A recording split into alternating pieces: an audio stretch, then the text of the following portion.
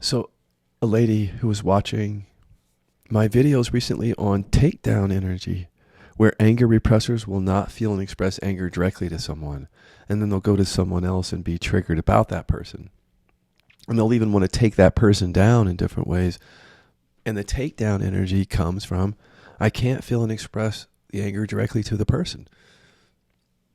Many, many heroes and idols and leaders were taken down by anger repressors who couldn't just walk up and say, hey, I'm fucking angry at you and you piss me off and it hurts. Or they felt like they couldn't for whatever reason. And then they held it all in and then took them down. And some of those leaders and teachers needed to be taken down. That's clear. But there's also repression and trauma. And when we can't feel and express what's true for us in any relationship, not just to our leaders, but to in any relationship, if we feel like we have to hold ourselves back, we're going to suffer. And that energy has to do something. So if I can't feel and express it to you, that energy has to go somewhere. Maybe I'm going to take you down. I'm going to get a bunch of people on my side and take you down in a covert way behind your back. Because I've got to do something with the energy if I'm not going to process it. I might devote my life to taking you down. There are people who have devoted their lives to certain causes. And I did too. Coming from like a bunch of hurt and fear and anger that isn't processed. Those causes are often really good causes. I still believe and like a lot of those causes. I don't believe in them, but I still follow and give money and support many things that I've always felt strong about. But it's different. Because the repression it creates of violence, and our activism even can come from violence. Even our peaceful activism comes from a violence producing. There's a violence producing mechanism actually. We just don't take responsibility for it. Some of the anger repressors are creating more conflict and suffering in the world than anybody. But we do it covertly. See, because we can't even, many of us, I couldn't for many years. I had trouble just disagreeing with someone to their face, to be honest with you. And I came into spirituality to question the triggers that would arise because I can't say that. But I never would question the mechanism that says I can't disagree, which was the anger repression. And that's what I want to talk about today, is how it's difficult for some of us to disagree with people. And so that's when we go take them down, you know. If I can't express something to you directly, that energy has to do something. So I might just carry it as a trigger, an unexpressed anger or whatever. Or I might get really busy and rechannel that energy to take you down or do something else to feel vindicated, to feel right, because I feel powerless in your company. I can't feel and express what's true for me. But what I'm talking about today is before the takedown. It's when we're sitting with someone or with someone or in communication or relationship with someone, and there's just things that we want to disagree with, like that we just don't agree with everything that's happening or with something that's being said. We just sit there though, either disagreeing euphemistically in a way that doesn't really sound offensive at all, or going along with it, being quiet and acquiescing in some way, or even agreeing to something that we don't agree to, even nodding our head up and down. When what we might mean is, oh, I'm listening. But what our body means is, I'm agreeing because I'm afraid. But then many of us see other people who don't have a healthy relationship with anger, and we go, well, I don't want to express anger if that's what it looks like. For example, somebody who represses sadness or hurt, who uses anger as a coping mechanism because it's safer than the vulnerable emotions, that's going to be a pretty ferocious reactive pattern. And so if I'm an anger repressor and I'm in a relationship with someone like that, or I know people like that, that's my model for anger. Or like if I had a dad who would just explosively get angry because he couldn't show hurt, that's my model for anger.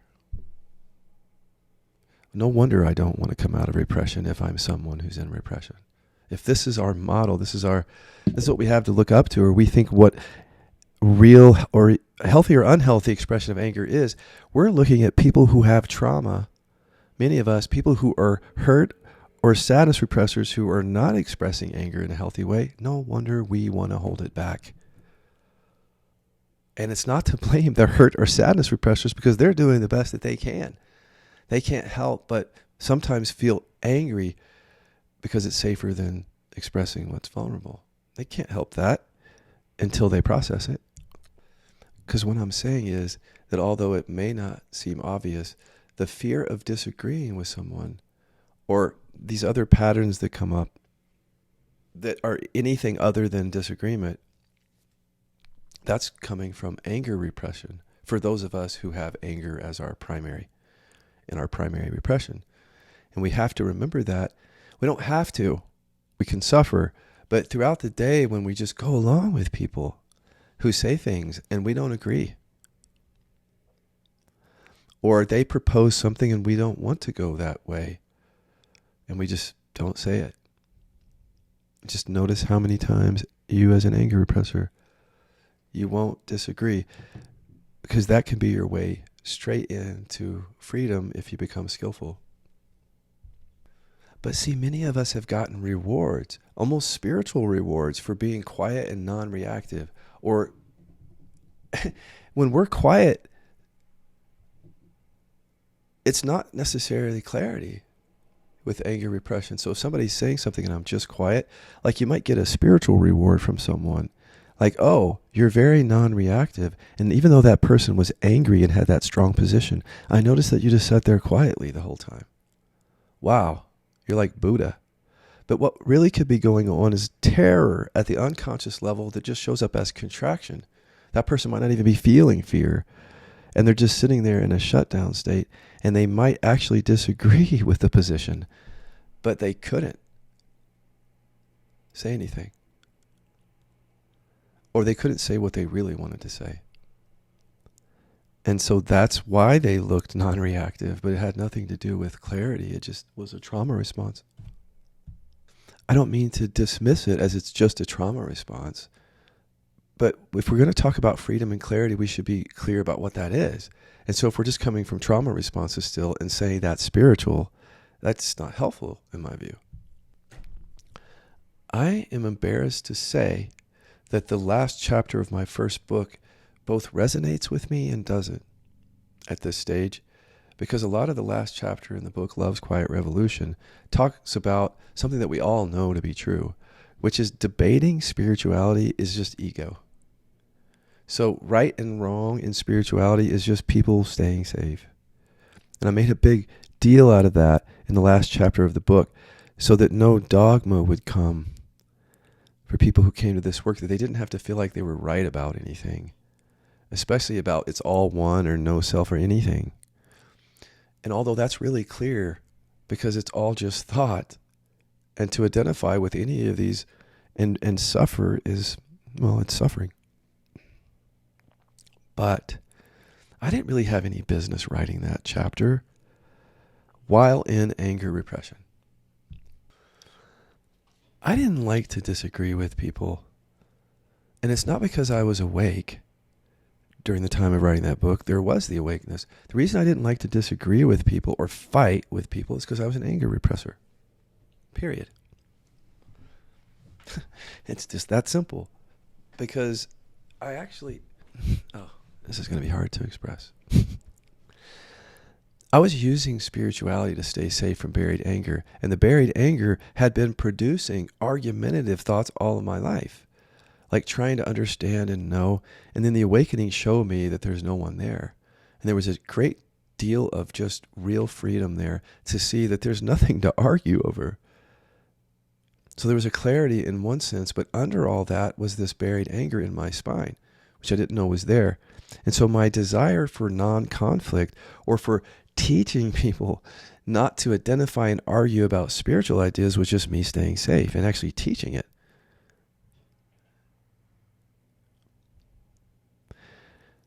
What I needed to do was to be able to find my anger when, well, not even that.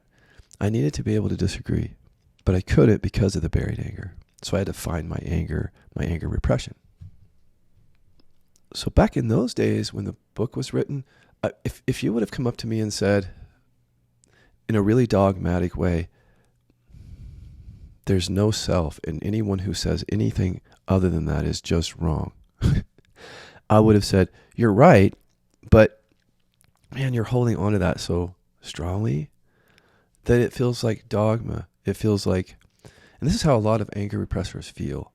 It's some of us are at war with how everybody else is argumentative, and in conflict. But we don't see the internal conflict because it's buried. So when somebody said something that I disagreed with, by not getting to the buried anger, I was using the presence to stay safe. See, but that was not known at the time.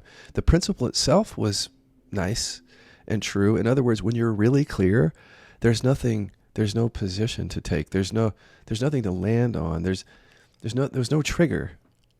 There's no identity. So anything and everything could be expressed, but there's no suffering. So the chapter expressed that, but it did it prematurely, because when there's repression, then the repression has its own agenda to avoid conflict and to not express anger. So that spiritual talk served that repression. And I think that happens a lot, that people come into spirituality and they already don't want conflict because they're afraid of anger. And then that conditioning uses that to kind of justify and create a spiritual practice and stay around people who are peaceful and never really go to the deep, dark stuff and just stay safe, bypass. Well, I did all that. And then I met Chester. My partner, Chester. Because see, all my life, I had been trying to get away from people who were angry or aggressive or bullies or any of that. Because I had been hurt when I was a kid and I buried anger. And that buried anger created that shadow and that sense of separation between me and those people who I perceived as the disagreeable ones, The people who just think they're right all the time or want to fight all the time, those people. And I felt really self-righteous in that. I mean, I thought that I was on the side of truth at some point with this, but I wasn't. I was just coming from repression. Because the truth, well, you can't speak the truth. But here's what was really happening for me. Well, I've already said it. I couldn't open to anger, so I couldn't disagree. So if you said X is true, no self is all there is or whatever, if I didn't like the dogma of that, if I would have felt something around that, I would have just rested and allowed it. I wouldn't have discovered, what is that in my body? There's like a slight energy there. I might have just allowed it back then, but I wouldn't have investigated it skillfully because I didn't know how. But what I would have found is right there when this person is saying, no self is, so I'm disagreeing internally, but on the surface, I'm doing something else. See, spiritual or otherwise or whatever. But underneath, I would find, if I would have gone back there, I would have found, no, I'm fucking angry, but I'm afraid to express it. And that was always the core of my suffering. That was creating any triggers on the surface, but I didn't know how to go there. So you see, by not going there or being afraid to go there, I turned the spirituality into kind of like a code of conduct. Like, those people are wrong and I'm right. They're bad, but I'm good. But it was all very unconscious. It was anger repression. Is all it was. I mean, it's what it was. It showed up in these different ways. It looked very peaceful and very spiritual at times, and I'm sure many people would have said, wow, the way you handled that was good. You didn't get really angry or anything. That's because I'm an anger repressor. I didn't know that. So I would just take those, you know what I mean? Like, oh, thank you.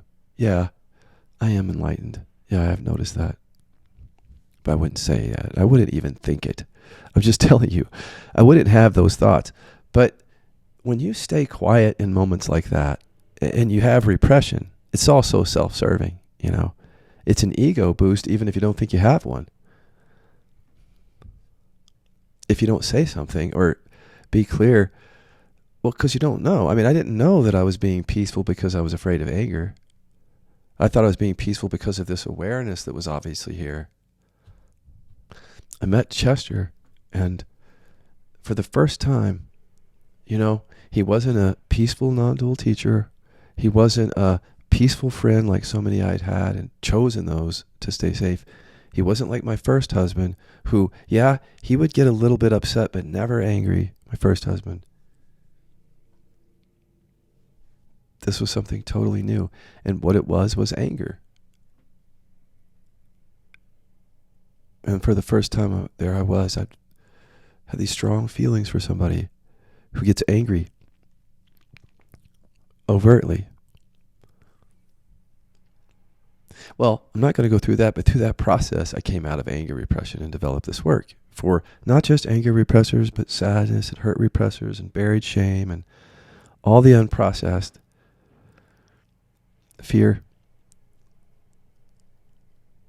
But the point is, through the anger repression work, I started to be able to disagree. And it was just natural. It wasn't even anything. It wasn't like, I think I'm going to disagree here. Should I say something? No, it wasn't that. It's just somebody walking up and saying something. I'll say, I don't agree with that. That's not my experience. Here's what I think. From the old spiritual way, that would have looked like, I would have said, he's identified with something. Because look how quickly he just disagreed. He must really believe. And that's totally a fucking bamboozle, guys. I'm telling you, it comes from repression. It's quite natural to respond. And we are all going to have different perspectives as we wake up. We're not going to be sitting around with all the same viewpoint, holding hands. Kumbaya.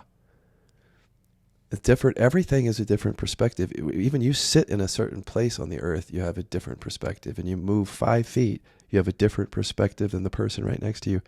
Let alone all the different thoughts or the feelings or the experiences that happen. We're never having the same exact experience. We're always going to disagree about what things are until we see that none of us is experiencing it objectively. We're all just having our own experience. And then once you see that, I'm just having my own experience and I'm creating any suffering. That's what I saw too. Any suffering that's here, I'm creating that. And this is all my own experience. Then part of my experience is I want to disagree. That's part of my experience. That was just always about me. That had nothing to do with them. I was afraid of anger in my experience. Or I had buried it. When you guys saw those video, like the video with Bentinho, even though I retracted that later because it came from the repression, that was really good for me to disagree in a way. I had to retract it because it came from unprocessed, that one. But it was also really helpful for me to disagree with other teachers who don't think it's important to investigate trauma or who may be sick from the trauma and not really owning it. I need to be able to disagree. It's not a need like water and food, but it's really healthy for me to be myself and be my own experience. I'm going to do that. So you can see why now. More. Because holding that back my whole life was just really, really unhealthy. And then using spirituality to justify it.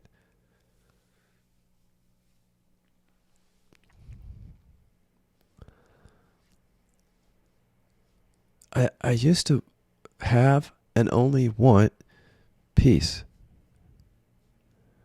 as an anger repressor. Being myself wasn't important. No, that's scary. Peace is nice though. And presence, yeah, that's good. But what's happening in this presence?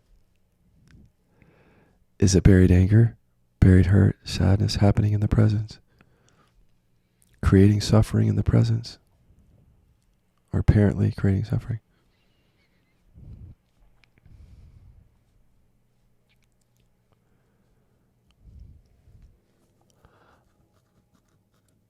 Yeah, so although this was inspired by somebody watching these videos, I feel like it's a big thing for all of us, isn't it?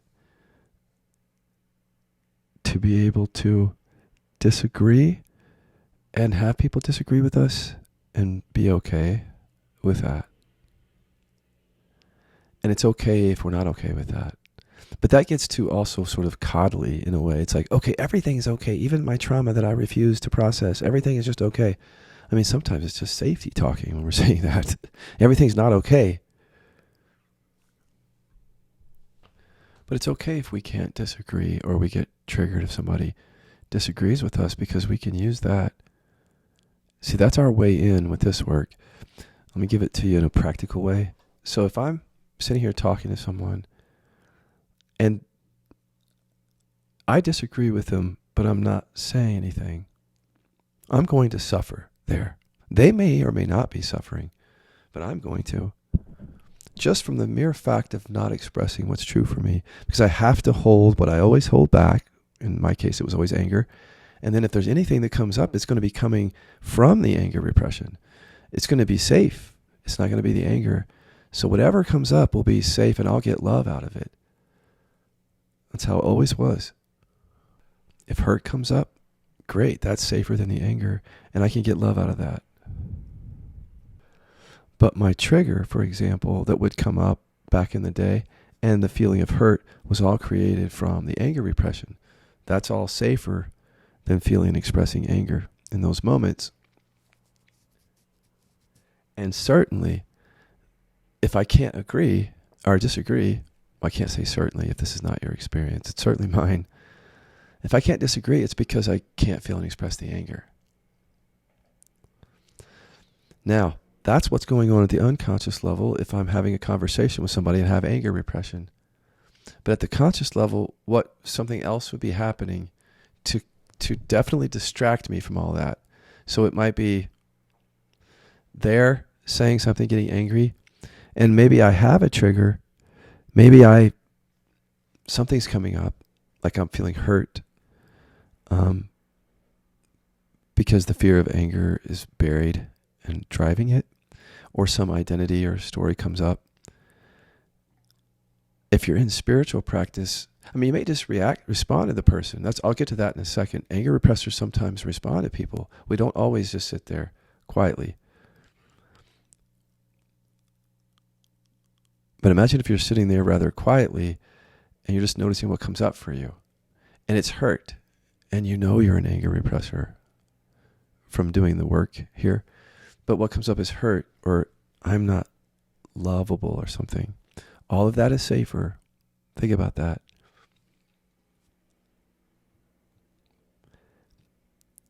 And instead of just disagreeing, if I were to just say instead, I disagree with you, I really do, and I'm angry about it, or if I needed to, that would end it. There would be no suffering.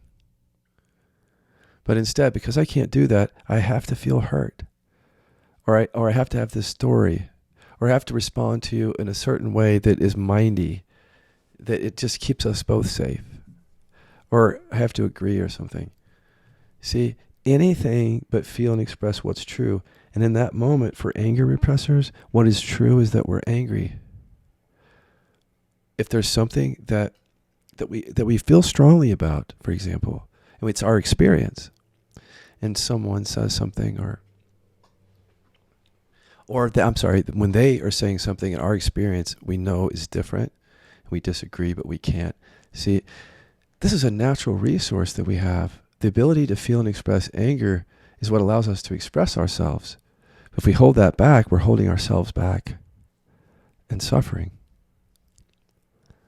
Just because we can't disagree, that's what it looks like on the surface, I'm not disagreeing, or I'm disagreeing in a safe way. Because remember, the real thing is I disagree, and whatever energy is with it. It doesn't mean we're identified with something. That's what I used to think when people would just feel strongly about something that they were identified. That kept me safe from going to my anger. I didn't want to feel enthusiastic about anything, because that's big energy. That's too close to anger. That's how my repression saw it. You see what I mean? It's so hard to see when you're in anger repression, because you don't know what it's like to live vibrantly, to respond authentically, to not care what people think about what your experience is, to not be trying to get their approval, to be able to disagree or even get angry. That's something that anger repressors don't know. And so they suffer for that reason. Okay, go back to the same scenario, but instead of, I kind of flipped it on you a little bit, but let's say in that scenario, it was somebody saying something and I disagree, but I can't say it. But what if I'm saying something and somebody disagrees with what I'm saying? Well, this is me and Chester, because Chester grew up in a family with 3 brothers. Is it 3? Yeah, 3. I thought it was 4. And a sister and parents. He had to fight them to get what he wanted. So it's not uncommon for Chester just to disagree with me because he wants to get what he wants. He has to fight for it when he was a kid. But it can come off like really strongly sometimes. I'm saying something, he disagrees. He has some energy around feeling wrong because he felt wrong in his family, so he carries that with him. And so this is how I came out of repression, though, is I live with someone who disagrees with me all the time. You guys just don't know that. And this is why I've changed so much. Because I think a lot of teachers are surrounded by yes people. And I'm surrounded by a no person. Essentially,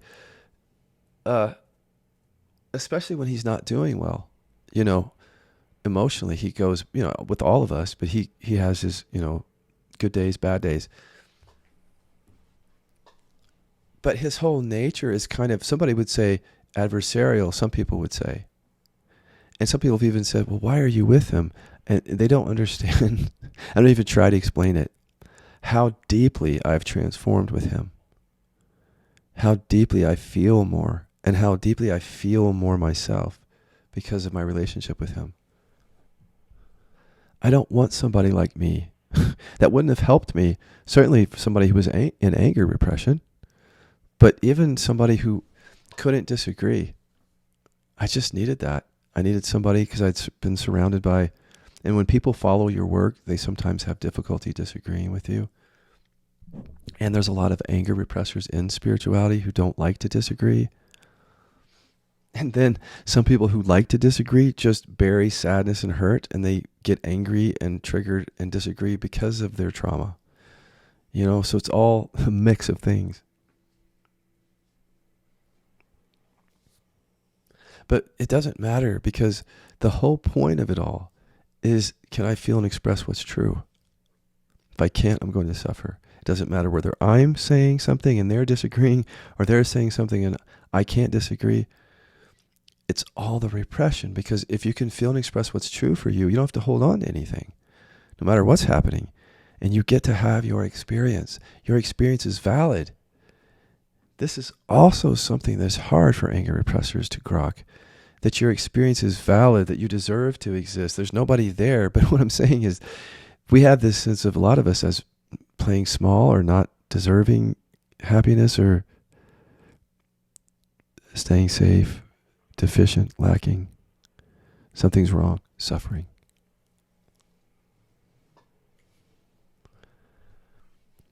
I think I just wanted to come out today and say there's a huge bias. Do you see it? And I think it's going to keep a lot of us stuck in spirituality. It's a bias against, what is it? Disagreement. Or it's a bias towards harmony and peace and safety and agreement.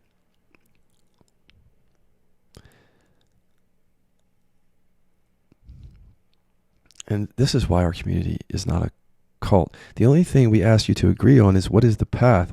How does the practice work? Because it's a practice, it's a method. But what you express as a result of that is you. And you have every right to disagree with me if you want to say your experience differently. That's your experience. But our path is the path. So when we're showing people the path, we're saying, no, it's not to there, it's to there. The repression is there. That's not a debate. It's just a path. But there's, beyond that, there's so much room for us to all have different expression and authenticity, and disagree and agree, and because the path is just freeing us. The work, it's not a path, it's just work that's freeing us to be ourselves, including all being able to do all that.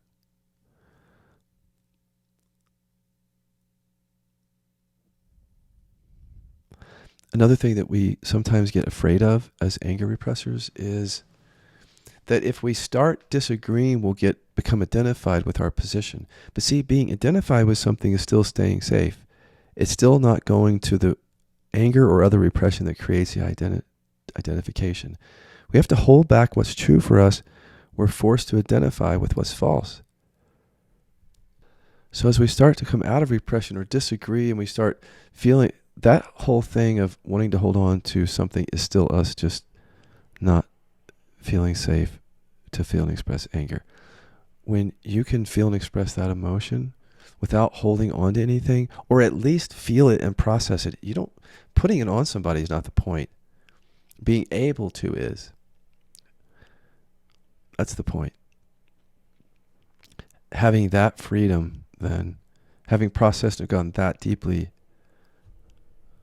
you're not identifying with things that are coming up. Everything is flowing through. We identify because we have to stay safe. We have to choose certain things that come up and identify with those things and reject other things. We have to be good as anger repressors, for example, or peaceful or nice. And we can't disagree and whatever else. Okay, and then I'll just leave you with this.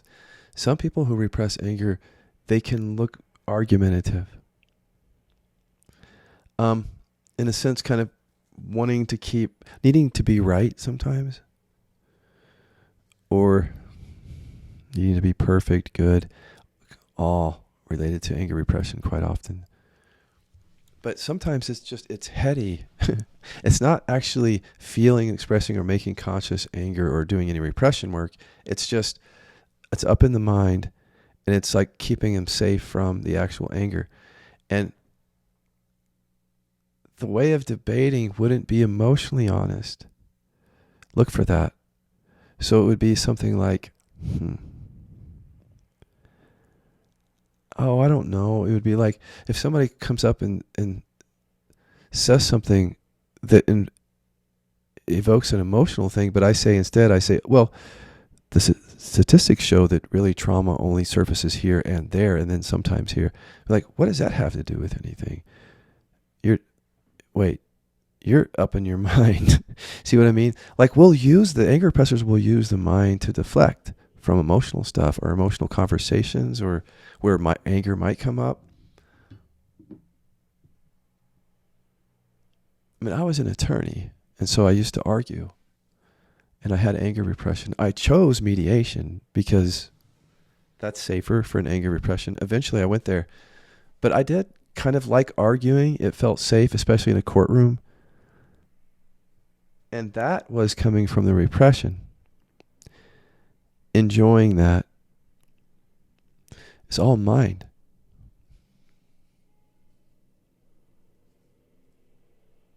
And I'll say, there's no way that I would have shown anger in a courtroom. Nor would that have been appropriate, necessarily. I'm just saying, I don't want to lose people who do repress anger, but they might debate a lot with people, but in safe ways. It's not going to be a face-to-face argument. It would be just safe or intellectual or even like spiritual or heady or something, and it's just the whole conversation feels like an avoidance. But whether any of the people recognize it is another thing.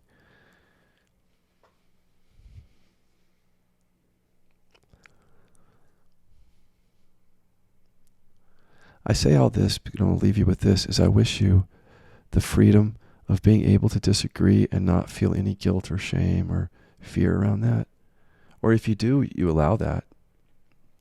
And you have the clarity and the tools for that. If you haven't gotten started on this path, I've been saying to everybody, I'll put the link here in the descriptions or the comments. And then you can always go to killaby.com and scroll to the bottom of the page and take that free test there. Free repression test, but the link to it is also below. Thank you.